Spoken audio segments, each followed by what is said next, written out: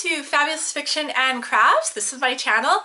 I'm Mary B. Rose, and today I'm doing a part 2 follow-up video. This is the movie to book comparison for Ready Player One. So let's just get into it. If you want to know about the book, it's always a spoiler-free review. I always do spoiler-free reviews, and you can click on the link below to listen to my book review of Ready Player One. I did go and see it the first day it came out, and I went into the movie theater because I didn't really care for the book with not very high expectations.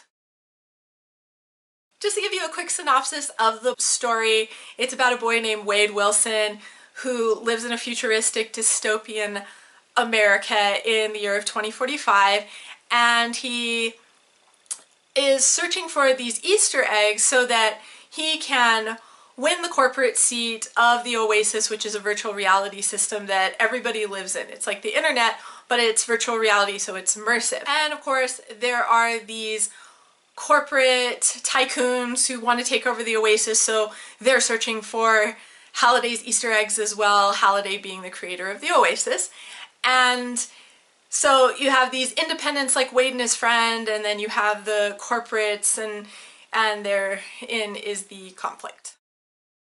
The part of me that was hopeful that it was going to be good is that Steven Spielberg directed it, and it was co-written by Ernest Cline and some other guy. So I had my hopes that perhaps the movie adaptation was going to be better, and it was. I actually did enjoy the movie better. Now, just a little bit about me. I classify movies into 3 categories. I have good movies, which are just stellar, and I will buy them on DVD when they come out. I have bad movies, which I completely have buyer's remorse that I even went and saw it in the theater, or if it's really bad, I even feel remorse for paying the $1.50 from the Redbox. And then there's the in-between, which is a good bad movie.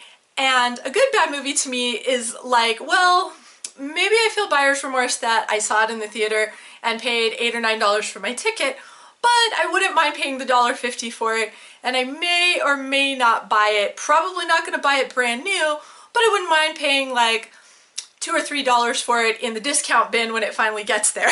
Okay, so those are my classifications of movies. Ready Player One to me was a good bad movie.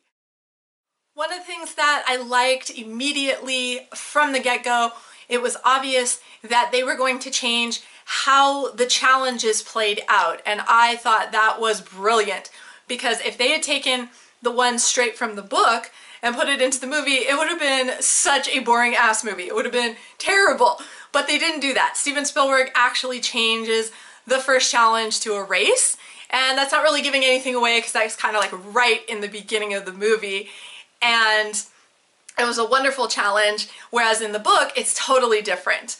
I was okay with this because when you do watch a movie, cinematic storytelling is different, and it's a little more fast-paced, so I think Steven Spielberg did that perfectly. Another thing that was very different that I did like was character development in relation to Wade was actually different, and I can't really say how, or that's gonna spoil it in terms of the movie and the book, but I did like that it was done a little differently. The cliches, the nostalgic cliches, we seem to be going through this phase right now in our own pop culture of regressing to the 80s, and this movie was no exception. I think it's why Hollywood chose to make this movie right now, because you have things like Stranger Things where it's just so immersive of the 80s. Well, this movie was no exception. I do have to say the book was worse. You can watch my book review, link down below if you want to know how bad. But the movie, it wasn't as bad, but it was still there to the point that I was just like, oh, come on already. And even my wife, who went and saw it with me, she was the same way, and she didn't even read the book. She was just like, are you kidding me? Like, they're gonna do that? So there was that part where my son Waylon saw it and he used the word cringy. So appropriate. There were parts where it was just like, really? It was cringy. So there was that. The other thing I didn't like, there was a gap in the plot or rather in the character development. I'm not sure which one you would call it, but in the book you do get a better sense of the camaraderie between Wade and his other internet, or rather Oasis buddies. And in the movie, they don't really develop that relationship between Wade and his friends. So when he gets into his first stick, all of a sudden they're just there and they're like, we're here to save you. And I was kind of thinking, if I had never read the book, I would be like, wait a minute, you don't really know these people and now all of a sudden you do and you're best friends. And it just wasn't a very smooth transition. I even asked my wife about that and she was like, yeah, that didn't really make sense. So there were little things like that where it could have been done better. Overall, I have to give this movie probably 3 solid roses. It is definitely a solid, good, bad movie, and in terms of storytelling from the book to the movie was way better. A much more entertaining story than the book was.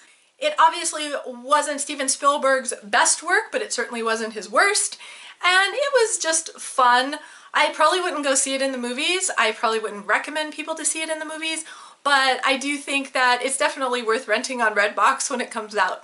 So anyways, that is all I have for today. My camera battery is about to die, so I want to get this done before it does. If you guys would like to follow me on Instagram, it is Fabulous Fiction and Crafts with a dot in between each one, and then you can be notified of when I have content, plus I have some pretty awesome pictures on there. Also, if you would prefer to be notified by email, I do have a blog and I write out all my reviews and craft tutorials on there as well. So check that out, it's marybrose.com. And until next time, I will see you guys later. Bye!